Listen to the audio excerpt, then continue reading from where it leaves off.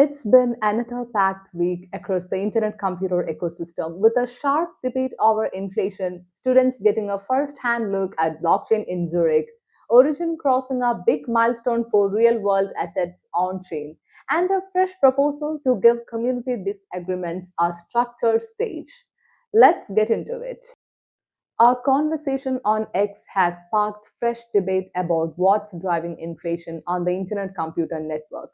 It started when AOP DeFi argued that rumors blaming node providers for inflation are misleading. According to their data, node providers minted around 17.25 million ICP, while governance rewards from the network nervous system totaled over 156 million. That puts node providers at only about 11% of NNS related inflation. This shifted the conversation towards where those tokens actually end up. AOP DeFi suggested that most newly minted ICP flows onto centralized exchanges, making it visible and tradable, which in turn creates shorting opportunities. Pop Studio UK noted that rewards had often been reinvested back into the ecosystem. But AOP DeFi countered that numbers from the Geek Factory app show only about 11.35 million ICP currently deposited across all SNS accounts. That's just a small portion compared with the nearly 3.9 million ICP of TVL, leading many to question how much is really being reinvested. IC Potential pointed out that node rewards aren't the real driver here, but profitability between running nodes and staking long term is something worth considering. Neil Hillman added that ICP supply also moves in the opposite direction when tokens are burned to pay for cycles powering smart contracts.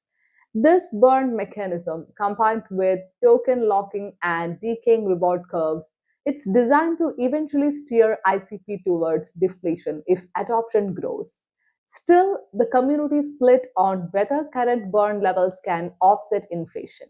Chief Indo pegged annual inflation at around 6% theoretical and 3% in practice, warning that demand needs to increase for the system to balance. ICP Finder agreed that inflation adjustments could help, but argued that because burn is tied to XDR pricing, its impact is limited compared with demand based fee models seen on other blockchains. So, while node providers clearly play a role, governance rewards and token unlock schedules remain the larger forces. The open question is whether adoption will scale enough to shift ICP's economy from mint driven to burn led. Meanwhile, in Zurich, the sixth International Summer School on Blockchain brought students from around the world to DFINITY headquarters. The event was a mix of technical learning, career advice, and global perspectives on building decentralized networks. Beyond Asman from DFINITY kicked off the day, setting a program that balanced research depth with community engagement. Emiliu, the director of global adoption, introduced the growing ICP Hubs network, showing how grassroots communities are helping spread awareness worldwide. On the builder side, Goraz D. Osberg, who is the founder of Kongswap, shared his journey of launching a decentralized exchange on ICP. He offered students a practical look at moving from idea to execution. Brandon Cohen, who is the DFINITY's Director of Talent, shifted the focus towards careers in Web3, stressing adaptability and curiosity as must have traits for anyone entering the field. Closing out, Brenton Nyker from ICP Hub South Africa joined remotely to remind students that blockchain is a global movement and collaboration is what makes it thrive.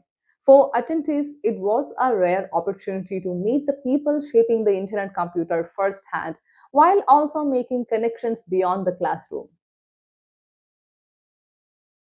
Origin's total value locked has now reached $51.3 million. Dollars. It's a new milestone for certified real world assets on chain.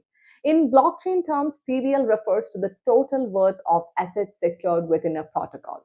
For Origin, this means tangible items like gold, art, and jewelry, all certified by expert appraisal and given a transparent on chain record of ownership.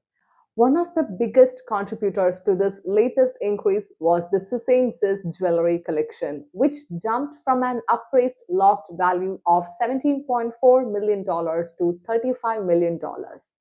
That kind of growth shows how tokenization of real assets is starting to scale beyond experimentation and into high value markets.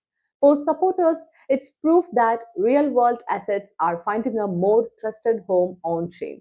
For skeptics, it's still early days, but the milestone shows the concept is gaining traction. Meanwhile, community disagreements on ICP governance may soon get a new outlet. Dexter, an active participant in the ecosystem, has floated the idea of an Oxford debate format to help settle disputes in a more structured way. The model borrows from Oxford style debates with clear motions, timed arguments, evidence based rebuttals, and closing remarks. Non neurons would then poll on which side made the stronger case, with the expectation, though not a binding rule, that the issue would then be put to rest. The proposal comes after heated exchanges in threads like Voting Neuron Grants Season 2, where arguments around governance, grant allocations, and DFINITY's role often spiraled into personal disputes. Dexter believes these debates, while showing how much the community cares, also risk draining energy that could be spent building. The first motions mirror issues already raised. DFINITY's influence over grant outcomes, whether service nervous system launches leave room for abuse, decentralization of node providers, and whether grants encourage broad participation or concentrate power.